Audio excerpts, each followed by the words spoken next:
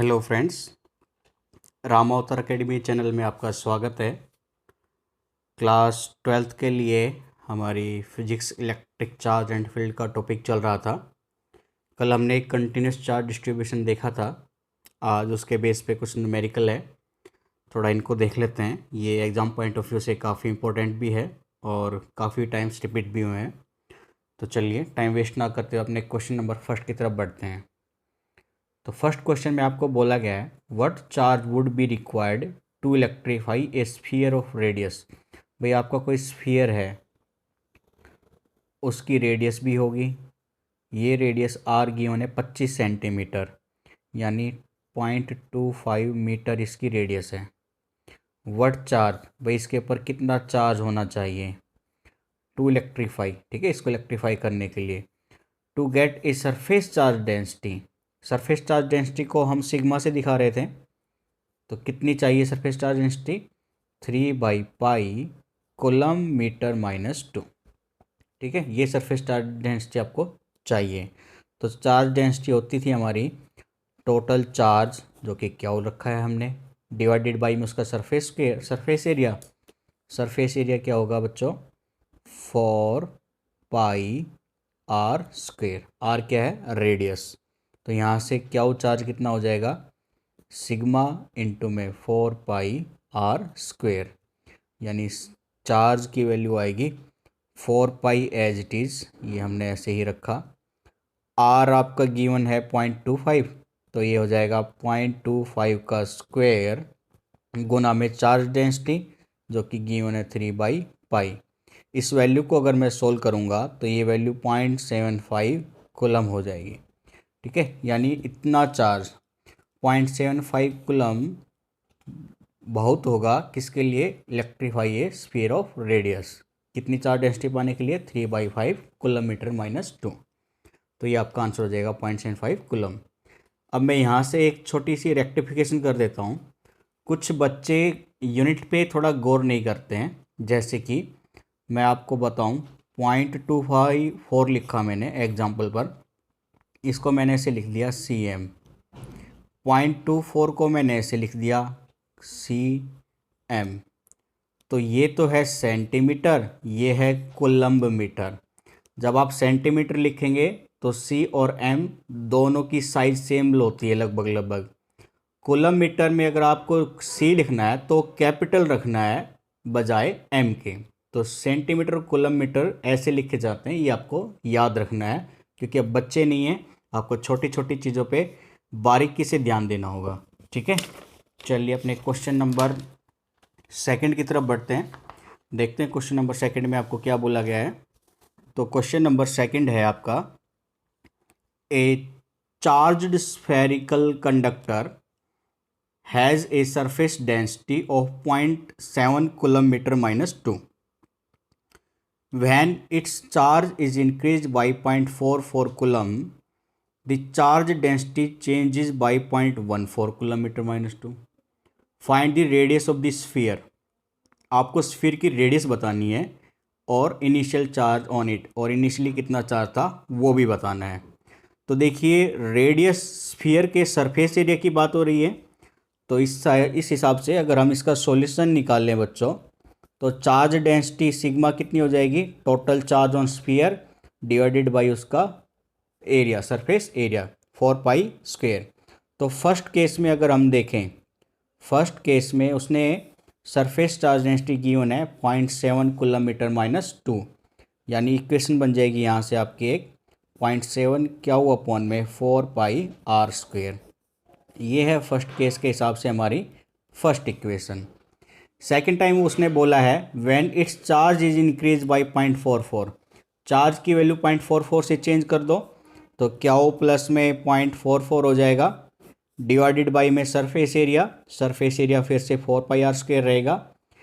Density changes by 0.14, तो जो density थी 0.7 पहले थी, अब कितने से चेंज हो गई है बच्चों? वो 0.14 से, यानी इन दोनों को एडअप करेंगे तो ये वैल्यू आपकी आएगी 0.84 is equal to Q plus 0.44 divided by 4πr²। ये है हमारी इक्वेशन नंबर 2। ठीक है, अब आप सेकंड इक्वेशन को फर्स्ट इक्वेशन से डिवाइड कर दीजिए। सेकंड इक्वेशन को फर्स्ट इक्वेशन से हमने डिवाइड कर दिया तो ये वैल्यू बनेगी आपकी 0.7 अपॉन में 0.8, सॉरी सेकंड को करें तो 0.84 upon 0.7 divided by Q plus 0.44 upon में 4πr²। उस वैल्यू से डिवाइड करेंगे तो पलट जाएगी 4πr² अपॉन में क्यू। ये वैल्यू से ये वैल्यू कैंसिल आउट। यहाँ से अगर आप सोल्व करेंगे तो ये वैल्यू आपकी कुछ ऐसे बन जाएगी, डेसिमल हटाने के बाद 6/5 1 + 0.44 अपॉन में क्यू, और सिंप्लीफाई करेंगे तो क्यू की वैल्यू आएगी 2.2 कूलम। तो आपको पहले तो इनिशियल चार्ज पूछा गया था जो कि 2.2 कूलम हो जाएगा। इसके बाद आपको रेडियस ऑफ स्फीयर भी पूछा गया है। ठीक है, तो फ्रॉम फर्स्ट इक्वेशंस हम ये वैल्यू, अगर क्यू चार्ज की वैल्यू फर्स्ट इक्वेशन में पुट कर देंगे तो रेडियस भी निकल कर आ जाएगा। तो चलिए ये वैल्यू हम फर्स्ट इक्वेशन में पुट कर देते हैं, तो उसके बाद रिजल्ट क्या निकल कर आएगा बच्चों आपका 0.7 इज इक्वल टू क्यू की value 2.2 upon divided by 4πr²। यहाँ से अगर आप r की वैल्यू लेंगे तो ये वैल्यू आएगी 2.2 अपॉन में 0.7 इंटू में 4π और इसका स्क्वायर रूट। ये वैल्यू सोल्व कर लीजिए तो r आपका आएगा 0.5 मीटर। ठीक है, तो जो स्फीयर है उसकी रेडियस कितनी होनी चाहिए 0.5 मीटर, और इनिशियली चार्ज कितना आएगा 2.2 कूलम। ठीक है, ये आपका आंसर हो जाएगा। क्लियर है बच्चों? चलिए क्वेश्चन नंबर 3 की तरफ चलते हैं। तो क्वेश्चन नंबर 3 एक काफ़ी अच्छा क्वेश्चन है बच्चों, और इसके बेस पे कुछ टॉपिक्स आगे आपने देखे भी होंगे। ये एक ऐसा क्वेश्चन है जो काफ़ी टाइम से रिपीट भी हुआ है और एक अच्छी वैल्यू रखता है अपने पास में। तो देखिए क्वेश्चन में क्या बोला गया आपको, obtain the formula for the electric field.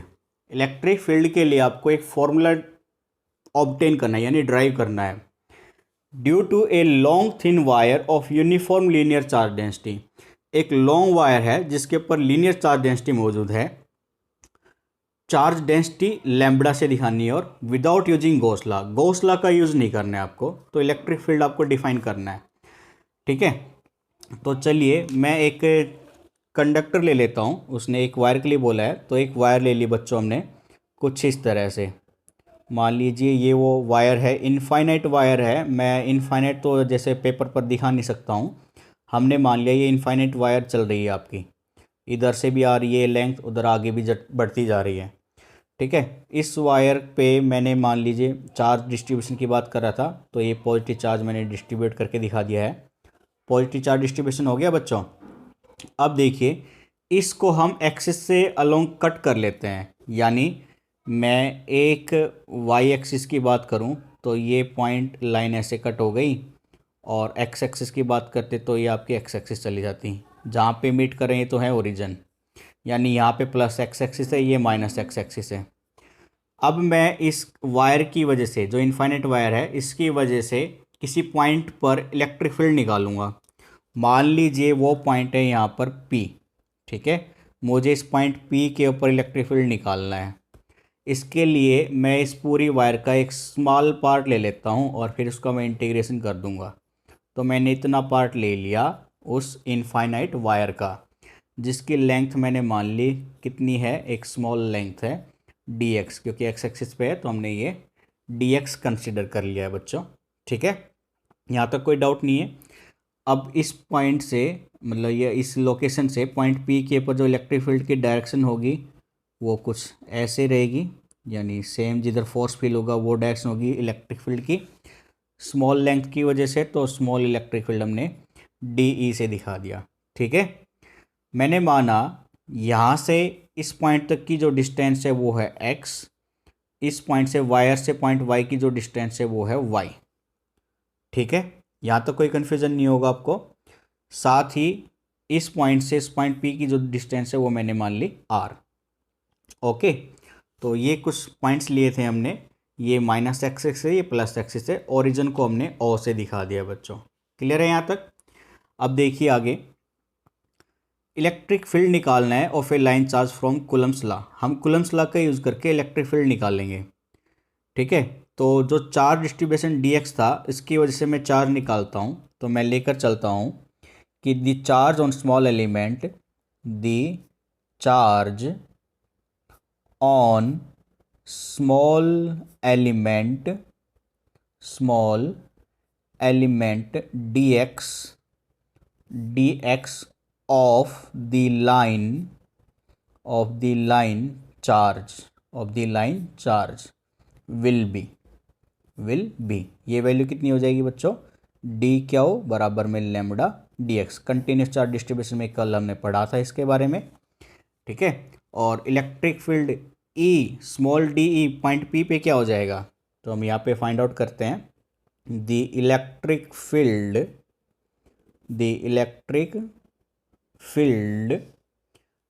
At the point P due to the charge element D Q will be. तो वो कितना होगा बच्चों, डी कितना हो जाएगा, के की वैल्यू 1/4πε0 इंटू में जिसकी वजह से है अपॉन में डिस्टेंस आर का स्क्वायर। अगर आप उस फिगर को देखें तो ये वर्टिकल, ये तो ये 90 डिग्री का रहेगा।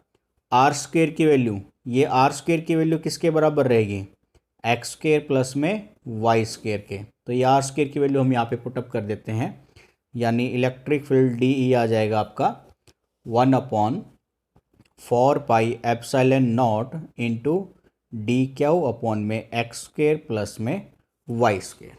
क्लियर है यहाँ तक? आई होप आपको यहाँ तक कोई प्रॉब्लम नहीं होगी। इसके बाद चलिए हम देखते हैं इलेक्ट्रिक फील्ड। ठीक है, अब ये जो कंपोनेंट है वेक्टर कंपोनेंट डी, अब ये दो पार्ट्स में रिजोल्व करेगा, एक हॉरिजेंटल एक्सिस और दूसरी वर्टिकल वाई एक्सिस। ठीक है, तो ये है इसके लिए। उसके लिए अगर मैं ये थीटा मानकर चलूँ तो अपोजिट फेस एंगल ये भी थीटा हो जाएगा। तो डी इस पॉइंट पर रिजोल्व करेगा, तो अब ये हॉरिजेंटल एक्सिस कहलाएगी, जो कि मैंने मान लिया डी ई वाई है, वाई की डायरेक्शन में है तो डी ई वाई से दिखा दिया।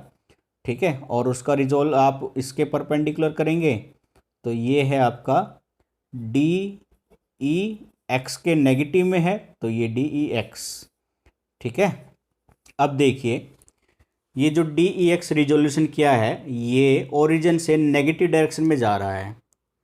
यानी अब मैं डी ई एक्स यानी एक्स एक्सिस की जब बात करूं, तो जिस पॉइंट पर इस नेगेटिव एक्सिस पे जिस पॉइंट पर कोई चार्ज मौजूद होगा, सेम उसी चार्ज के लिए क्या पॉजिटिव एक्सिस पे भी चार्ज मौजूद होगा कि नहीं? हाँ, होगा। तो यानी इस लोकेशन के लिए जो चार्ज है उतनी ही अपोजिट उधर भी चार्ज है, इस लोकेशन के लिए जो चार्ज है उतना अपोजिट उसके लिए चार्ज है। तो एक्स एक्स की वजह से दोनों डायरेक्शन में अपोजिट चार्ज होंगे और वो एक दूसरे को कैंसिल आउट करा देंगे, यानी जो डी एक्स है वो कैंसिल आउट हो जाएगा और रिजल्टेंट जो इलेक्ट्रिक फील्ड आएगा वो किसकी वजह से होगा, सिर्फ और सिर्फ डी ई वाई की वजह से। ठीक है, यहाँ तक तो कोई डाउट नहीं है आपको बच्चों? तो ये जो रिजोल्यूशन हमने किया था मैं ये लिख देता हूँ कि डी ई एक्स ये तो हो जाएगा D E sine theta. Negative axis की बात कर रहे थे तो हमने माइनस का साइन लगा दिया। डी ई वाई ये हो जाएगा आपका डी ई कॉस थीटा। ठीक है, तो जो इलेक्ट्रिक फील्ड आएगा वो डी एक्स की वजह से तो कैंसिल आउट हो जाएगा, रिजल्टेंट होगा सिर्फ डी ई वाई का। तो अब हम इसको आगे प्रोसीड करेंगे कि डी ई यानी टोटल इलेक्ट्रिक फील्ड अगर मैं निकालूं तो वो समेशन होगा या इंटीग्रेशन होगा ई वाई कंपोनेंट का, और ई वाई कंपोनेंट क्या निकाल लेंगे, डी ई वाई का इंटीग्रेशन। ठीक है, कहाँ से कहाँ तक, इन्फाइनाइट की बात हो रही है तो माइनस इन्फाइनाइट से प्लस इन्फाइनाइट, यानी ये वैल्यू बन जाएगी एक्स की वैल्यू माइनस इन्फाइनाइट से प्लस इन्फाइनाइट। ठीक है, और डी वाई कंपोनेंट किसके बराबर है, डी ई कॉस थीटा के। क्लियर है बच्चों? फिर से हम माइनस इन्फाइनाइट से इन्फाइनाइट इंटीग्रेशन करेंगे। डी ई की जो वैल्यू है वो आपकी है 1/4πε0 डी क्यू अपॉन में एक्स स्क्वेयर वाई स्क्वेयर, यानी 1/4πε0 D Q x square plus में वाई स्क्वेयर इंटू में कॉस थीटा। ठीक है, अब हम इसको रिजोल्व कर लेते हैं। डी क्यू की वैल्यू थी आपकी लैम्डा डी एक्स, तो डी क्यू की जगह पे लैम्डा डी एक्स रख देंगे बच्चों। तो इलेक्ट्रिक फील्ड ई हो जाएगा इंटीग्रेशन माइनस इन्फिनिटी से प्लस इन्फिनिटी। ठीक है, माइनस इन्फिनिटी से प्लस इन्फिनिटी, डी क्यू की जगह पे वैल्यू रख देंगे। तो ये 1/4 pi epsilon naught, D Q है लैम्डा डी एक्स, तो ये हो गया लैम्डा डी एक्स अपॉन में X square plus Y square into में कोस थीटा। ठीक है, अब आपने देखा होगा lambda upon 4 pi epsilon naught एक कांस्टेंट वैल्यू है, तो ये वैल्यू बाहर आ जाएगी लैम्डा अपॉन में 4 पाई एप्सिलॉन नॉट। और मैथमेटिक्स इंटीग्रेशन में आपने पढ़ा हुआ है माइनस इन्फिनिटी से इन्फिनिटी है, यानी सेम इंटरवल है, तो वो 2 टाइम्स होकर उसका 0 से स्टार्ट कर सकते हैं हम। तो ये वैल्यू अगर आप चाहो तो ऐसे लिख सकते हैं 0 से इनफाइनाइट, और ये 2 टाइम्स हो जाएगा लैम्बडा के। ठीक है बच्चों, वैल्यू क्या बचेगी अंदर, लैम्बडा 4 पाई एप्सिलॉन नॉट बाहर आ गया, तो अंदर बचेगा कॉस थीटा गुना में डी एक्स अपॉन में एक्स स्क्वेयर प्लस में वाई स्क्वेयर। ठीक है, यहाँ तक भी कोई कन्फ्यूजन नहीं है आपको। चलिए अब इस कंपोनेंट को देखते हैं जो फिगर हमने ड्रा किया था। वहाँ पे थीटा की वैल्यू है, अगर हम टेंजेंट थीटा की वैल्यू निकाले बच्चों, टेंजेंट थीटा की वैल्यू, तो परपेंडिकुलर बाई बेस होता है, थीटा के सामने वाली value perpendicular divided by base Y, यानी वहाँ से एक्स की वैल्यू आएगी वाई टेंजेंट थीटा, एक्स की वैल्यू आएगी वाई इंटू में टेंजेंट थीटा। अब ये Y into tangent theta X की जो वैल्यू आई है यहाँ पे पुटअप करेंगे हम। ठीक है, तो चलिए इसको प्रोसीड करते हैं। साथ ही कोस थीटा की वैल्यू अगर हम निकालना चाहें तो कोस थीटा की वैल्यू वहाँ से, ठीक है, कोस थीटा की वैल्यू वहाँ से, चलो वो अभी बाद में कर लेंगे, पहले इसी को कंसिडर कर लेते हैं, आप कंफ्यूज हो जाओगे एक साथ इतनी वैल्यू रखने पर।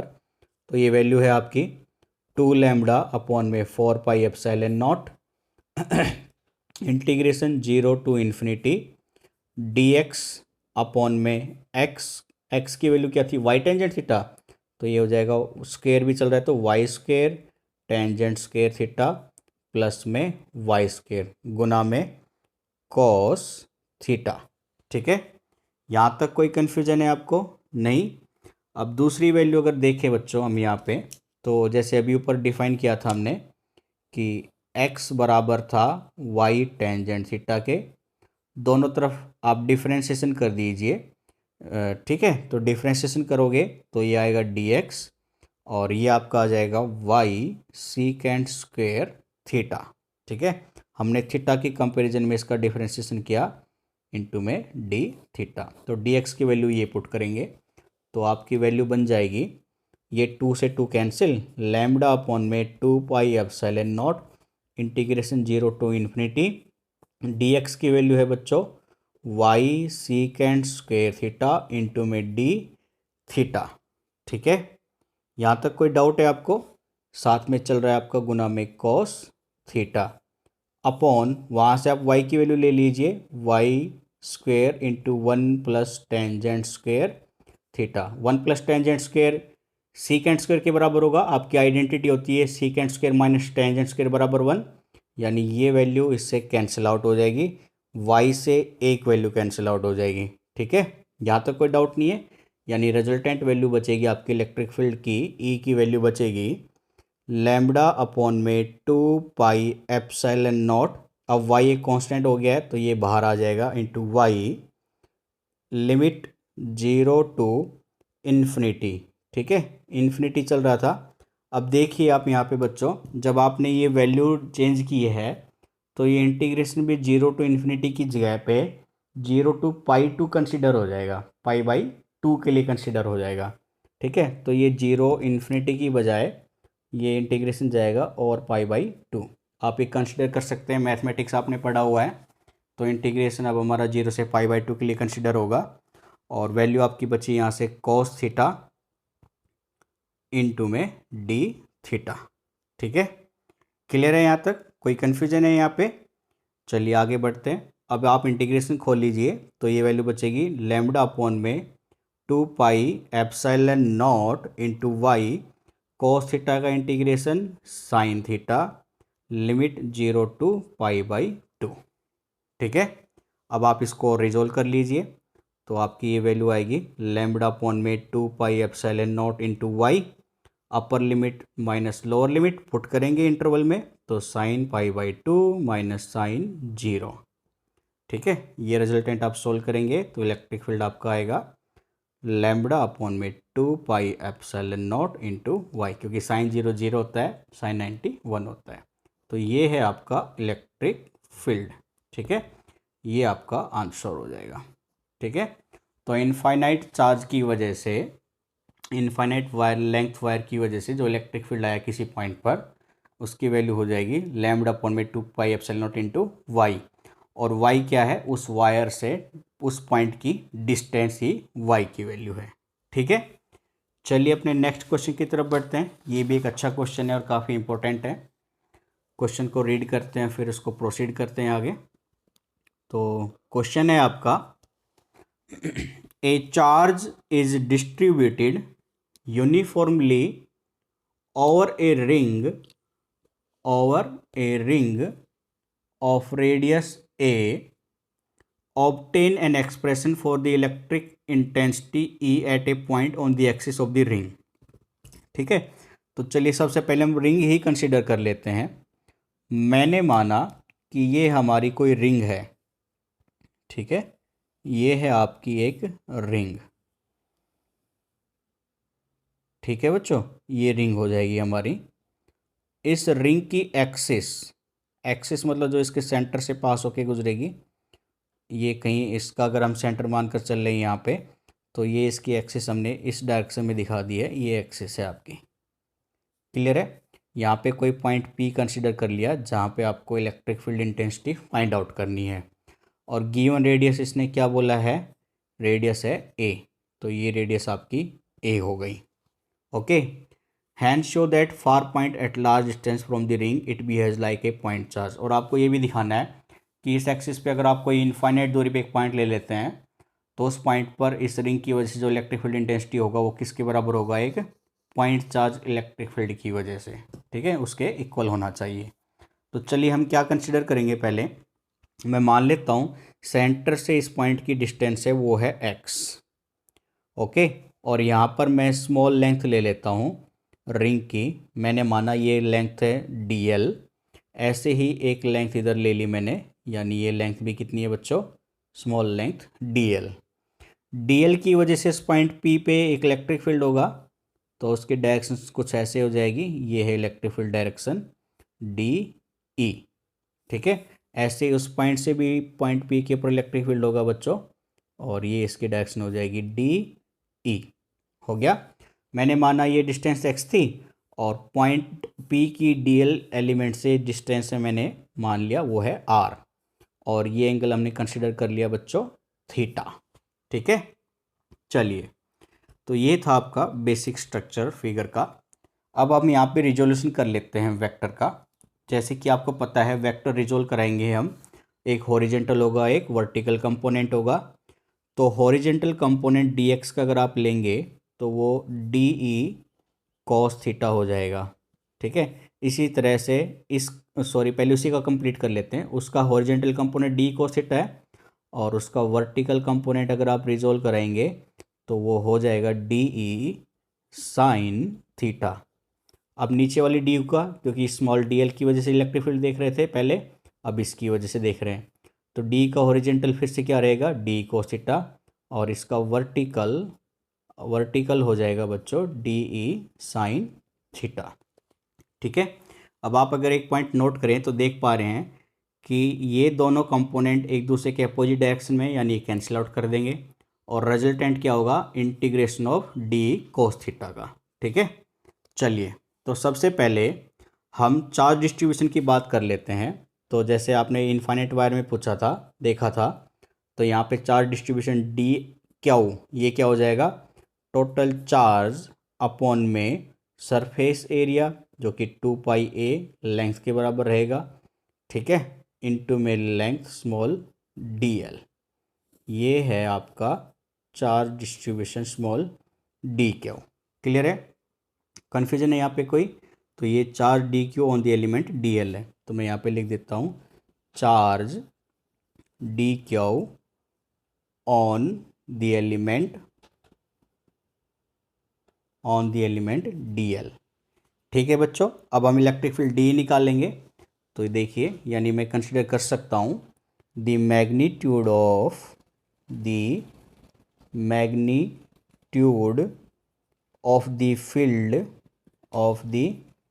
फील्ड डी ई, क्योंकि स्मॉल चार्ज की वजह से स्मॉल इलेक्ट्रिक फील्ड होगा, प्रोड्यूस्ड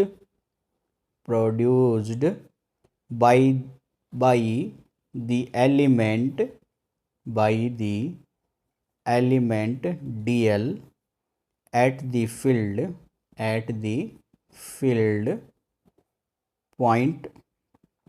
फील्ड पॉइंट पी। ठीक है, वो क्या हो जाएगा आपका डी ई बराबर 1/4πε, मतलब के बराबर होता है, जिसकी वजह से है वो डी क्यू है, अपॉन डिस्टेंस हमने आर मानी थी तो उसका स्क्वायर। ठीक है, और फिर से डी क्यू की वैल्यू आप यहाँ पे पुट करेंगे तो ये बन जाएगा के into Q upon 2πa into D L upon में आर स्क्वायर। ये है आपका electric field D small charge distribution की वजह से। तो जैसा कि अभी हमने एक्सियल में देखा था ऊपर, तो आपके दो कंपोनेंट थे, एक एक्सियल कंपोनेंट, एक परपेंडिकुलर कंपोनेंट। परपेंडिकुलर कंपोनेंट एक अपोजिट डायरेक्शन में है तो कैंसिल आउट करेंगे, तो टोटल इलेक्ट्रिक फील्ड होगा सिर्फ एक्सियल कंपोनेंट की वजह से। ठीक है, यानी यहाँ से आप ये कह सकते हैं कि इलेक्ट्रिक फील्ड ई रहेगा सिर्फ और सिर्फ एक्सियल कंपोनेंट, जो कि है डी ई कॉस थीटा का, और इसका हम इंटीग्रेशन कर देंगे over complete length 0 to 2πa। ठीक है, क्योंकि वो सरकमफ्रेंस है तो रेडियस आर की बजाय ए ले रखी है हमने, तो ये कंपोनेंट हो जाएगा सिर्फ एक्सियल कंपोनेंट की वजह से। ठीक है बच्चों, अब आप यहाँ पे वैल्यू पुटअप कर दीजिए डी और कोस थीटा की, तो ये integration 0 to 2πa, D E की वैल्यू पुट करी हमने के क्यू अपॉन में 2πa डी एल अपॉन में आर स्क्वेयर। ठीक है, इंटू कोस थीटा, देखिए वहाँ से कोस थीटा क्या आ जाएगा बच्चों आपका एक्स अपॉन में आर। ठीक है, एक्स क्योंकि बेस अपॉन में हाइपोटेन्यूज होता है, तो ये हो जाएगा आपका एक्स अपॉन में आर, और इस वैल्यू को अगर आप सिंप्लीफाई करेंगे तो आर क्यूब हो जाएगा, और के क्यू एक्स कांस्टेंट वैल्यू है अपॉन में 2πa भी, तो ये वैल्यू इलेक्ट्रिक फील्ड ई रह जाएगी आपकी के क्यू एक्स बाहर आ गया, 2πa इंटू में आर क्यू, अब ये भी बाहर आ जाएगा, integration 0 to πa over length D L. ठीक है बच्चों, और डी एल का इंटीग्रेशन होता है एल, तो K Q X 2πa R cube L और लिमिट 0 to 2πa। एल की वैल्यू 2πa पुट कर दीजिए, तो ई हो जाएगा आपका के क्यू एक्स अपॉन में 2πa। ठीक है, अगर मैं ये आर की वैल्यू जो देखूँ, यहाँ से अगर आप आर की वैल्यू निकालेंगे बच्चों, तो आर की वैल्यू क्या आएगी आपकी, आर की वैल्यू हो जाएगी ए स्क्वेयर प्लस में एक्स स्क्वेयर का स्क्वेयर रूट। ठीक है, ये वैल्यू हम यहाँ पे पुटअप कर लेते हैं आर क्यूब की जगह पे, तो आर क्यूब की जगह पे पुट करोगे तो ये वैल्यू आपकी बनेगी के क्यू एक्स अपॉन 2πa, तो हो गया था 1/x square plus a square, 1/2 पहले से ही है, ये पावर हो जाएगी 3/2, और ये लिमिट 2πa से 2πa कैंसिल, तो इलेक्ट्रिक फील्ड आपका बच्चा बच्चों, इलेक्ट्रिक फील्ड ई है k Q x upon x square plus a square power 3/2। ठीक है, या मैं के की वैल्यू अगर पुट करना चाहूँ तो ये हो जाएगा 1/4πε0 क्यू एक्स अपॉन में X square plus a square की पावर 3/2। ठीक है, ये था आपका इस रिंग की वजह से किसी पॉइंट पर इलेक्ट्रिक फील्ड। अब हम लार्ज डिस्टेंस की बात करें, जैसा कि क्वेश्चन में गिवन था at large distance from the ring, तो आपको पता है एट लार्ज डिस्टेंस। ठीक है, तो ये कंसिडर करा देता हूँ मैं आपको ये पॉइंट, एट लार्ज डिस्टेंस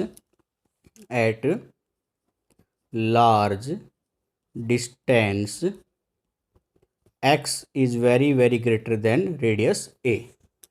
ठीक है, तो इलेक्ट्रिक फील्ड E आपका क्या हो जाएगा बच्चों, ये ए नेगलेक्ट हो जाएगा, पावर 2 कैंसिल हो जाएगी, एक्स क्यूब बचेगा, यानी 1/4 pi epsilon not Q upon में एक्स क्यूब का एक एक्स कट जाएगा अपॉन में एक्स स्क्वायर। ये है electric field at infinity point, जो बिल्कुल किसके इक्वल है, किसी एक यूनिट किसी एक पॉइंट चार्ज की वजह से किसी अनदर पॉइंट पर जो इलेक्ट्रिक फील्ड होता है एग्जैक्ट उसके इक्वल है ये। ठीक है, तो ये कुछ क्वेश्चन थे हमारे कंटिन्यूस चार्ज डिस्ट्रीब्यूशन के ऊपर जो काफ़ी इंपॉर्टेंट है। इनको एक बार आप देख लीजिए, कोई डाउट हो तो कमेंट बॉक्स में ज़रूर रिप्लाई कीजिए। तो आज का टॉपिक हम यहीं पे फिनिश करते हैं। नेक्स्ट टॉपिक हमारा इलेक्ट्रिक डाइपोल होगा और वो मंडे को होगा, संडे को हमारी क्लासेज ऑफ रहती हैं।